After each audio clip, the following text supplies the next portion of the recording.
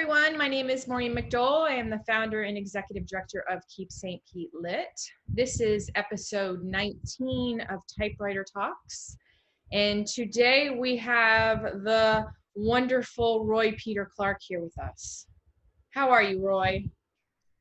I am fantastic, and I'm delighted that I'm number 19. No, I am because there's no order. It has to do with being special. It's all intuitive. It's like, who should I do? Oh yes. Oh yeah. Who should? Yes. No, the karma is really good because on January 20th, just in time for the pandemic to kind of kick in, right? Almost. My 19th book. Seriously, my 19th book, Murder Your Darling. I love it. Published. Murder Your Darling. And, it's struggling to get a little momentum as to run into some problems in the world. What? But, yeah, no, listen. And look, if I'm with, can I use your nickname? Sure. If I'm with Lady Momac, I know that we're in for a good and soulful and poetic conversation. Oh, thank you for that. So you are a writer and a teacher, and what is the term in relation to the Poynter, the co-founder of the Poynter Institute? Well, no, but it's a nice idea. But I came to town in 1977, and Nelson Poynter. I got to meet him and spend some time with him and work with him a little bit, but he passed away very suddenly in 1978. And his plan for this school then kicked in, but it wasn't much of a plan. It was a big idea that his newspaper, his profit-making newspaper, would be owned by this nonprofit school. But what the school would do, no one kind of knew. And I had academic degrees. I had some experience teaching at the college level. So they asked me to stay and help create this thing. So I was the first full-time faculty member, the first dean of the faculty, the first academic vice president, the first senior scholar. And I retired from full-time work as a salaried employee, I suppose I should say, about 2.5 years ago. But boy, I mean, I've been as busy as I possibly could be, and still working, donating my services for the rest of the year to the Institute, and writing for the Times when I can. So who knew? Who knew, right? So what are you working on right now? Did you happen to see a recent column called, what was it called? The Joy of Mask? No. Oh, we missed it. Okay. So The Joy of Mask, now you're way too young to remember a book that was published in 1971, 72 called The Joy of Sex. I know which book you're talking about, yes. Well, you must have been like a little girl, like sneaking into somebody's, it's library. one of those classic books that, It was ridiculous. And it was funny, and it had no photographs, but just like illustrations of these two woolly mammoths mating, and so, but I was inspired by that. And because it was reaching about like a 50-year anniversary, and I said, maybe what we need is a description of how human beings are positioning their masks. Now wait, okay. There was a picture of you wearing a mask wrong and Karen wearing a mask right, correct? Yes. That's true. Okay. Yes. And because you like to look at the pictures, you didn't read the article, but that's okay. I totally get it. I think my mother clipped it out and handed it to me, and she always gives me this huge stack of papers, and then it got caught into the, but that's because I needed to hear it in person from you. I'm going to give you the live version. Okay. Okay, so this is the missionary position. Yes. Yes. Okay. Very classic. Very classic, safe, and effective. Mm-hmm. Okay. This is chinny chin chin. Not prescribed. Or you could call it the goatee. Oh, I like it. Of the goatee. I like it. Okay. So this is the nosy. So, you're killing me. The nosy Parker. The nosy Parker. Nosy Parker. Okay. Yeah. This is, I've seen it, the tiara. The comb over. Yeah. Okay. The tiara. I like it.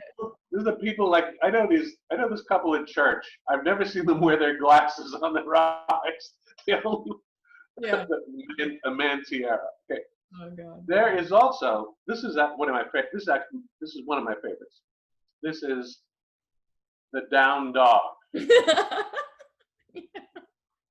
And this is, and I've done this, this is the double down dog. Yeah, because you could just do the little, yeah. So I can't tell you how many people on a Sunday morning when they saw this article, emailed me and saying how happy they were to have a little moment of escape. Yeah, a little joy. Yeah. People want joy and levity right now more than ever, I think. Yeah. Now, I have a feeling that you are going to be on the committee Oh. to choose the next poet laureate of St. Petersburg. Yeah. And although I've been active in helping to select the first two. Yeah. Peter Mike and Helen Pruitt Wallace. Yeah. I'm thinking of, in this political year, I'm thinking of throwing my hat into the laurel wreath, shall we say. Okay. And I think that this poem, this sonnet I've written, may actually clinch the deal. But we'll let the people decide. Oh, okay. So you're wanting to throw your hat into the ring for the poet laureate. I get it. Everything's clear. Okay. Thank you. All right. So this has actually been published now in a couple of places. It's called House Arrest, St. Pete, Florida, April 2020. Okay, here we go. I feel the pounding beat of house arrest, a sentence that we serve till who knows when. What do all our wardens think is best?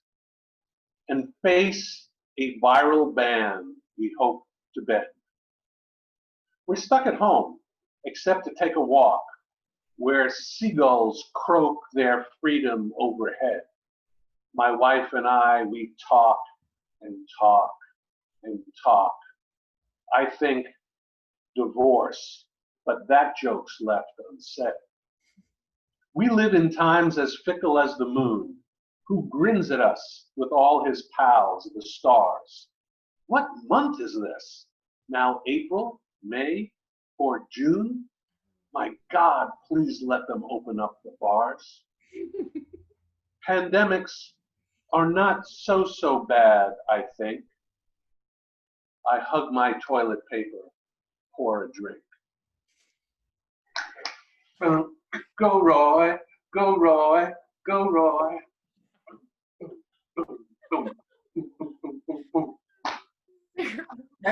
I hug my toilet paper every time I hug my toilet paper. And yeah, That's one good thing out of the pandemic is I discovered a toilet paper company where I can actually give back. It's called What the Crap. You'll love this. And Wow. it's recycled toilet paper, and they donate 50% of their proceeds to build toilets in underdeveloped countries, because that's the, hygienic is like the #1 killer of small children, lack of hygiene. So it's like I turned my money into like, one of my donating things each month, and they come beautifully wrapped. And What the Crap, what a great name. It's an Aussie company. Wow. My family would go for that. What the Crap, remember it. I tell you what, I'll have to say it. They're gonna not be happy that I'm saying that we have a Sunday night Zoom family meeting. Mm-hmm. All the daughters and the in-laws and things like that. There's about 10 or 12 of us. We play games sometimes. But I think no session ends without family conversations about toilet things. Well, there you go. So this is something with a moral purpose with that thing. Yeah, and I'm telling everybody who's viewing also, like it could be one of your ways of donating is buying toilet paper from What the Crap. And because it's the #1 killer of small children is lack of hygiene. So, I do the ACLU and PBS and What the Crap. So. Of course, I used to give at the office, but now here in. Yeah. So tell us what's a typical day for you like as a writer? So I would say the big surprise for me is my level of productivity over the last 120 days from home. I don't know whether, I suppose I could write, I have another book in mind. I suppose I could write a book from home, but I have to say that 25 huge file boxes, and about 2,000 books of mine are at Poynter. Yeah. Where, I usually, I have been productive as a book author. I thought that my problem here at home would be distractions. Yeah. But quite the contrary. I've found that I can, kind of like in a newsroom, I can block out the ambient noise, the television in the background, the guy mowing the lawn or something like that. And what I realized, what I have is access to my basic writing materials at any time of the day or night. Oh, yeah. So that's a new thing for you to realize that. New thing. When I was in college, yeah. I guess Minerva was the Roman goddess of wisdom, and she was represented by an owl. Athena too. Is Minerva? Are they yeah, they're the same goddess. Yeah. Thank you. And we used to you could say the owl of Athena flies at night, meaning that people write at the nighttime is the right time for writing. And that was true when I was in college, because I was always pressing the deadline for writing papers the next morning. And also, I had the stimulation of caffeine and other things in order to kind of. And you didn't need as much. You didn't need as much sleep. You could. Yeah, exactly. I didn't fall asleep. And sleep on 2 hours and be ready to go. Yeah. Yeah. Then when I became a professional writer, it just completely flipped. Years later, completely flipped. So 25 years ago, I remember when I was writing a series, which I believe is going to be a series on AIDS, which is going to be reprinted, I believe, by the Times, called Three Little Words, a 30-part series. I'd get up, I'd have a quick breakfast, I'd get into Poynter, I'd close the door, I put a do not disturb sign and everything, and I would be writing. Yeah. Not all day, but I would be writing for the first, if I could write an hour, 90 minutes, Yeah. 2 hours at the most, man, I was way ahead of the game. Yeah. Because I was learning that lesson from Don Murray, the great writing teacher, that a page a day equals a book a year. Yeah. Yeah.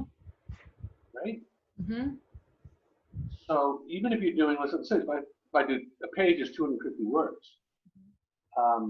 If I were to do that in a day, let's say I did 1,000 words a week, 52 weeks. I almost have a book, even writing, that much. So it was this idea of a habit of writing. Yeah.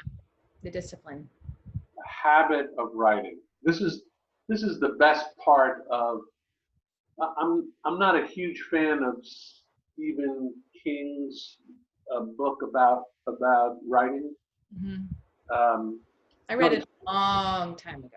It's good, and it's good. Don't get me wrong, and it's very popular. And he may be the most famous American writer who's ever written a book about writing. Mm-hmm. But the strategies and techniques, I said, there are many other books that I would offer first. However, if you want to know what it takes to have written, 40 novels or something like that. Yeah. What he shows you in certain chapters of this book is how he disciplines himself in order to produce 2,000 words a day, which means that he can write a draft of a book in a season. Yeah. He'll use the rest of the year maybe to rewrite and polish it up and things like that. So right now, I don't know. I've got no time limits. I can write any time of the day or night. I don't get up. I try to get a good night's sleep. Mm-hmm. I actually try to sleep a little later than usual because it shortens the day at a time of quarantine. Yeah. But I could be writing by 9 o'clock. I could be writing over the lunch hour. The afternoons seem to work for me. And then if I think about something or I'm just bored, towards the end of the day, boom, I'm back at it. And the other thing that's happened is that, and this is kind of a liberation of not working on a book right now. Yeah. Is that I'm sort of genre free.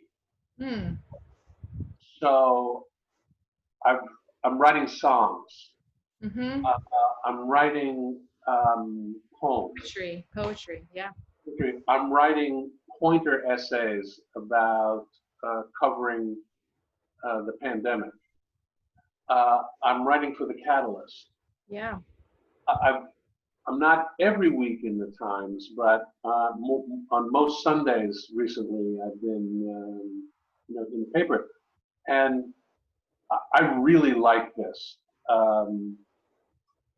It's been surprising, gratifying, and it'll be really interesting to see for all of us what's going to happen when, if the vaccine ever arrives, and will we be tempted to resume our patterns of life and of writing and what the office means and what the coffee shop means, what the school means? Yeah. Or will this be transformational, in some kind of permanent way? So for me, the timing has been right. So where do kind of your ideas come from? Is it something that slowly gestates, or it's like you read something and you're like, oh, that would be, because writing 19 books, that's a lot of ideas. Like what kind of sparks you for an idea, like for your next book maybe, which you might not be able to want to talk about, but. Well, it'd be better for me to talk to you about what I wrote this morning, Yeah. because it's very reflective of a strategy that appeals to me more and more, Okay. which is that very often I'm inclined to start with an object. Okay? So now the object will be related to an idea, to a concept or an issue. So I'm wearing a Pelican hat right now. And I know because I showed you mine, and now you were about to, bada bam, bada bing. Should I wear it? Yeah, wear it. Looks fantastic. Oh, you've got it. Nathan Van Coops. We send a shout out to Nathan Van Coops, who I think was like episode 5 of Typewriter Talks. He designed these hats. He's one of our writing teachers. Yeah. So, well, it turned out I've been writing a lot about the Pelican over the last. Which you now is our official city bird because of you, I believe. Well, I would say yes, primarily, but others helped. Thank you, Mr. Mayor. I'm looking at a little poster. It says the brown pelican designated the official city of St. Petersburg bird on, looks like January 9th of 2020. And that was a great day in 2020. Things kind of went a little downhill from there. Yeah. But the pelican kind of is famous for it. But he always comes up with something nutritious. So yeah, I mean, I could show you now. I could give you a tour of the house if I had a portable camera and show you lots of Pelican stuff. Okay. So I, this morning, wrote a story.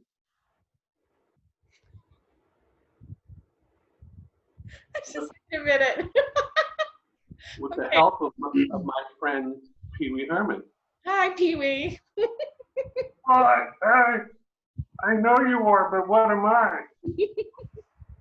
Actually, Pee Wee used to have like a little thing. He was a talking Pee Wee.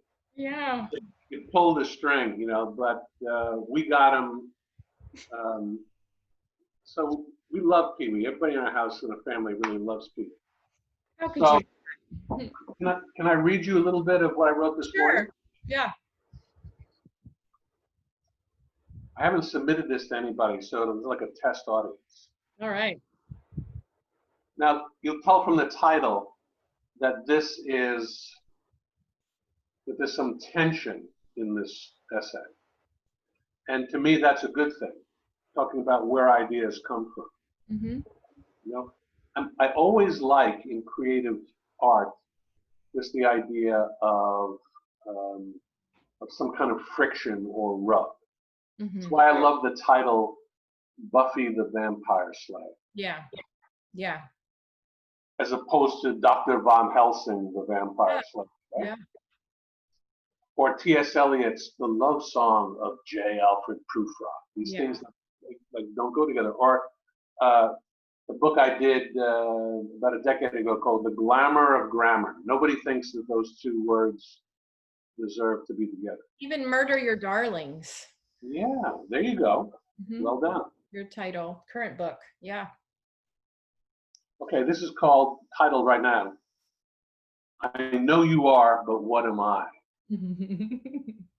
How a Pee Wee Herman doll came to our rescue during cancer treatments. Aww. See the rub? Mm-hmm. I love it. This is the story of how Pee Wee Herman became a caregiver to my wife Karen during the 5-year period after she was diagnosed with breast cancer. I'm not talking about the comic character played by actor Paul Rubens. I'm talking about a Pee Wee Herman doll, about the size of a ventriloquist dummy. When it was new, you could pull a string in his neck to hear recorded Pee Wee-isms like, I know you are, but what am I? I'm hoping this column will make you laugh, but first, it may make you cry. I'll deliver the lesson early. If you can reach a point where you can laugh at cancer, it would help you through it. If that's true, maybe laughter will help us survive the pandemic as well. Before we hit the happy days, we must visit a very sad one. It's 2015. Karen's annual mammogram, this one in 3D, has revealed a small tumor. She's waiting for confirmation of a diagnosis. She's on the house phone with a physician's assistant. We call her Cindy. The diagnosis is confirmed. Karen has breast cancer. She will need surgery and will turn out months of chemotherapy and radiation. While she's talking to Dr. Cindy, her cell phone rings. It's another Cindy, Karen's sister, calling from Rhode Island. With the house phone in her left hand and her cell in her right, she's talking to two Cindys. One is telling her that she has cancer. Her sister Cindy breaks more news. Karen, Mom died. Oh. What's your definition of a bad day? Okay, so now, a little bit later in this journey, Pee Wee Herman is going to come to the rescue. And I'll jump down to that point where it says, let's see here.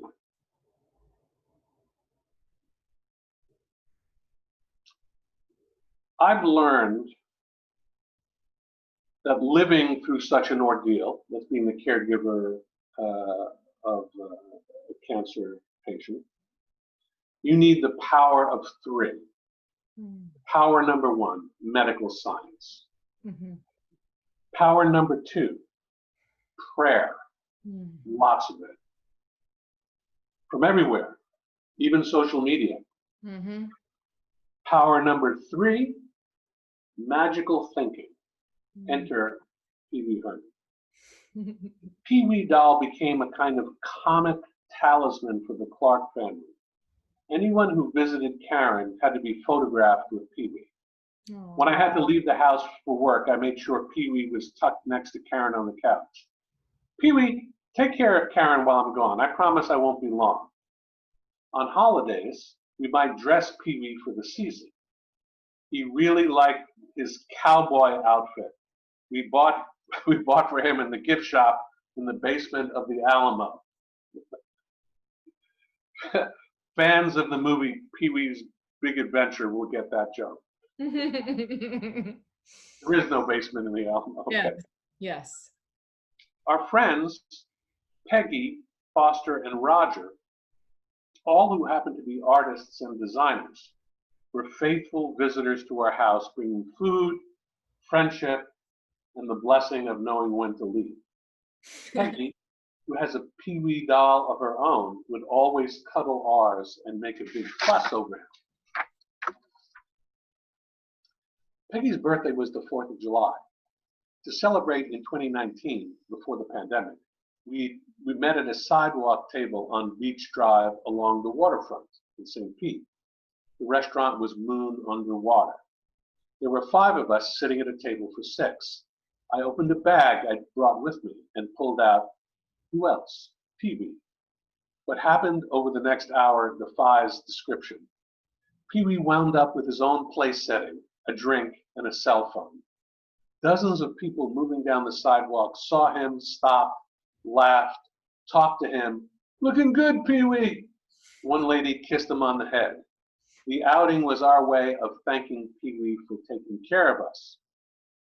I wonder how many of us are using magical thinking to protect ourselves at this very moment from the coronavirus. First things first, folks. Wear your masks, keep your distance, wash your hands, avoid crowded places and spaces, pay attention to medical experts, say your prayers, and find a talisman that works as well for you as Pee Wee works for us. I love that. That's lovely. Who would have ever thought Pee Wee Herman would? I know you are, but what am I? Hey, you like my Pelican hat? That's hysterical. So I have another question for you. What would you tell your younger writer self?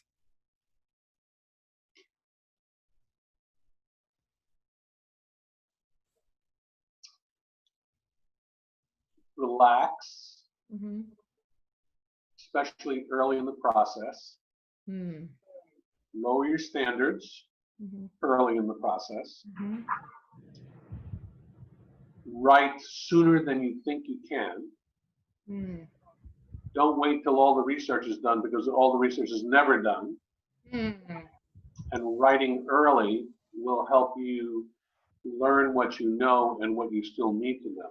So really Oh, yeah. important research. Yeah. A page a day equals a book a year. Break a big project into smaller parts. Uh, the only thing that stops a person from calling themselves a writer is not writing. Mm-hmm. Um, I'm not Jimi Hendrix, but I play the keyboard. I'm not Tiger Woods, but I swing at a little white ball occasionally.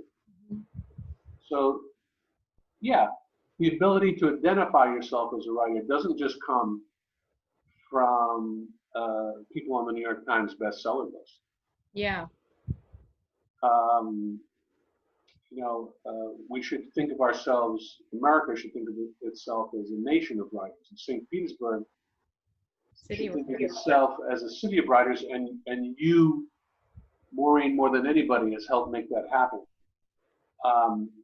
So, yeah, those are some of the lessons. And there's another lesson that's really important, which is that, and I kind of knew this, that the craft of writing is kind of neutral. Mm. Uh, it's an ability, a capability given to us by God and or Darwin, the ability to tell stories. Mm-hmm. But they can be used for good purposes, or they can be used for bad purposes. Same like any other thing created by human beings. Mm-hmm. So for me, I try never to think or talk about the craft in isolation. Yeah. From mission and purpose. Mm-hmm.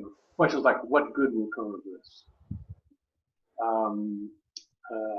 How will this help somebody, even if it's only to make them laugh and relax. One very important lesson is to not let, this is really hard, not to let 3 negative responses to your work cancel out the 300 positive ones. Yeah, that's important. Especially in the freaking digital age. Yeah, yeah. There's so much sewage in the water. Mm. It's really, really important to be able to reframe negative criticism as something that might help you understand how readers, the variety of ways in which readers respond to it. Yeah. Yeah. And that's why I wanted to start the series too, to kind of to show that there's not necessarily one right way to be a writer either. Like you mentioned, sometimes you write on a typewriter, and Nicole Carone, who I keep thinking about this, I interviewed her last week. She sharpens 27 pencils. And every time it gets a little bit dull, she moves on to the next pencil, and she writes by hand, and she's got a pad that's horizontal rather than vertical. And once the 27 pencils are dull, she knows she's done her writing time for the day. And I was like, that is just the coolest thing. And she's writing a trilogy about the history of Florida family. So just that idea of writing by hand. And I think that that's why it's important to read a wide variety of writing books. You know, I read all of them when I made a decision that I was a writer when I was 30.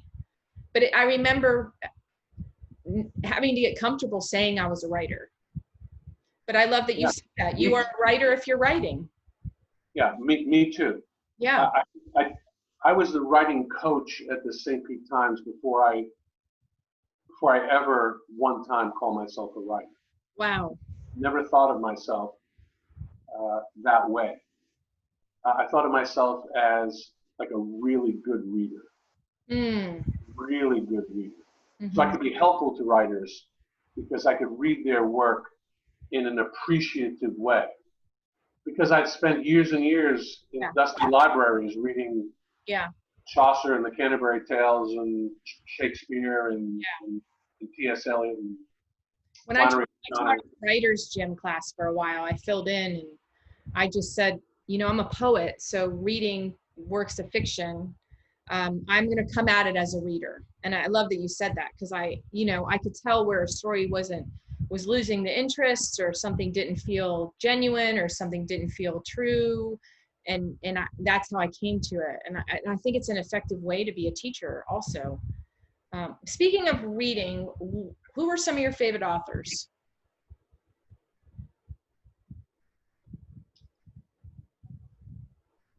So, I mean, one window into that would be the table of contents. Isn't that pretty? All my books are so pretty. That is pretty. Pretty book. Thanks to Keith Hayes, who's done all my books for 6 books for Little Brown. Beautiful. They are beautiful. They're art. I love book cover art. Go down that rabbit hole if you haven't. Judge, everybody who's watching this, judge my books by their covers, please. Yeah. Okay. I can't tell you how many books I've bought because the cover is so beautiful. Like, yeah. You know what I've been doing recently? I've been drinking, wait for it, I've drinking a little more wine. Not a lot, you know. I only have like 1 glass of wine a day or a beer.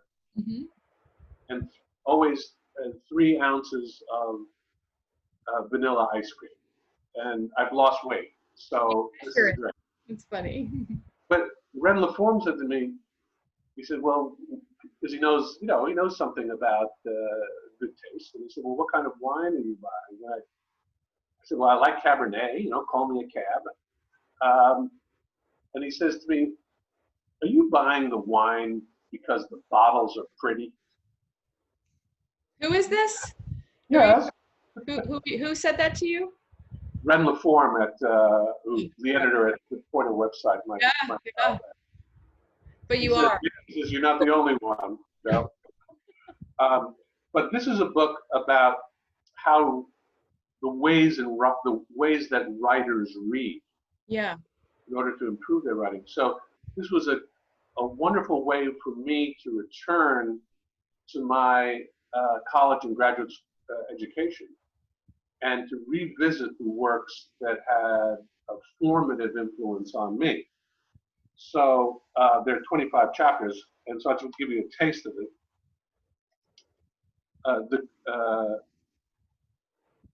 The Great Gatsby, Lolita,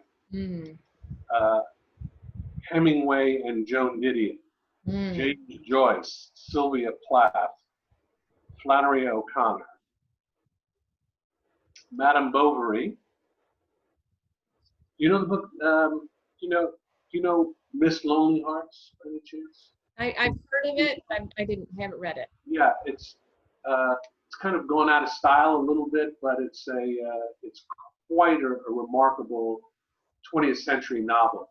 Okay. About a cynical man, a reporter, who winds up getting a job as Miss Lonely Hearts, an advice columnist for a newspaper. And it's a great gig, until he starts really caring about the people who write in. Yeah. It's lovely. King Lear and the Grapes of Wrath in one chapter. Gabriel Garcia Marquez. How about Homer, Virgil, Philip Roth, and Alfred Hitchcock? Chaucer, Shakespeare, both Macbeth and the Sonnets, Moby Dick, Yeats, Zora Neale Hurston, Harper Lee, MFK Fisher, who is one of the best, a woman who's one of the best writers of the 20th century, who is underappreciated because people think she's a food writer. And every book she writes has lots of recipes in it, but no. She is one of the great culture writers of the 20th century. Toni Morrison, Rachel Carson, Laura Hillenbrand. I hope you're noticing a number of women writers I was counting. who are on the list. So, yeah. But you know, Maureen, I think somewhere along the line, I recognized that I'd be a better writer if I didn't judge myself by the quality or character of the authors I was reading. Yeah. When it comes to reading, when it comes to language, come over and say hello. Hi, Karen. Karen doesn't know we're being broadcast now all over. Yeah.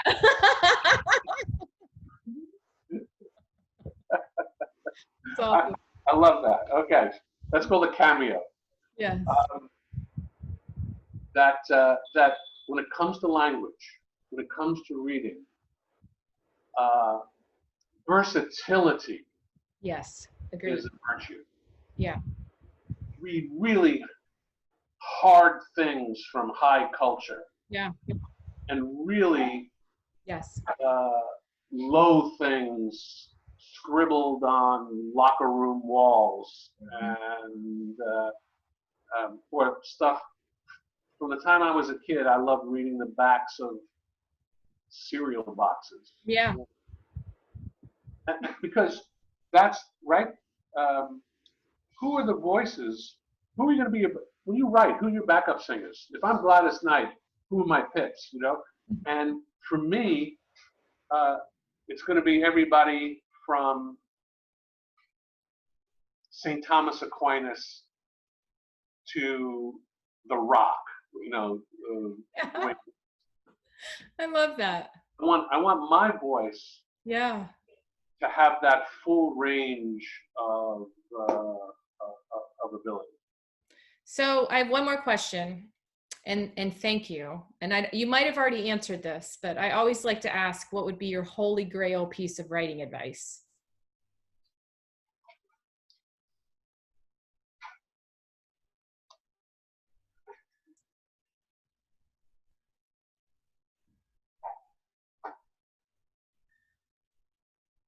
Look at your last draft.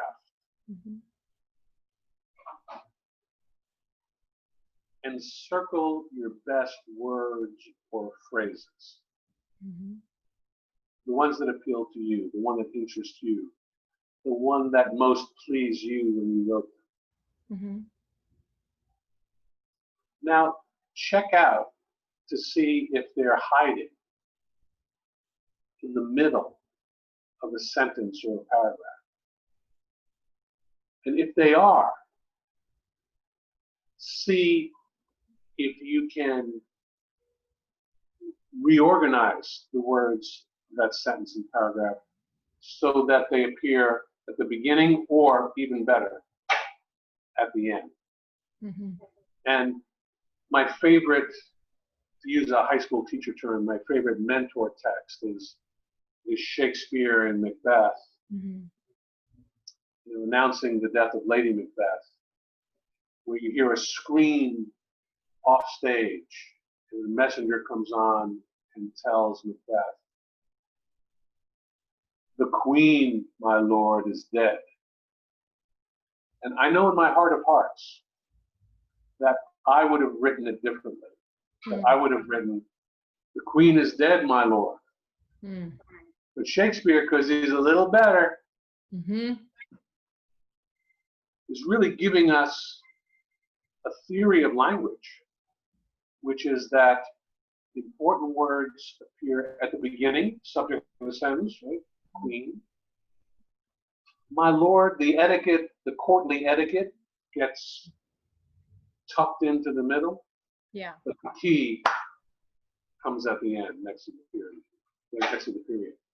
So it's, as I said, you know, do your readers a favor by giving them an easier path to your best language. And that comes from emphatic word order. I love that word, emphatic. Roy, thank you. You want a song to go off with? Oh, yes, please. Yes, of course. So give me a song that maybe from the 50s or 60s or someplace with like that your grandma or your mom, your grandma, you know, might like. I always think of "Ain't No Mountain High Enough," because when we went to North Carolina, is that the 60s, the 50s, the 60s? Yeah, that's good. Ain't no mountain high enough, ain't no river flowing, I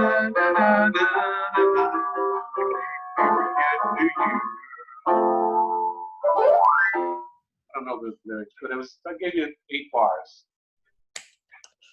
Thank you, Roy. It's been a pleasure. It's been nice to see you. I'm used to seeing you at the cafe, but that's not to be for a while. So I appreciate you letting us interview you and getting your head as a writer. And please tune in next week for episode 20. I can't believe episode 20 of Typewriter Talks.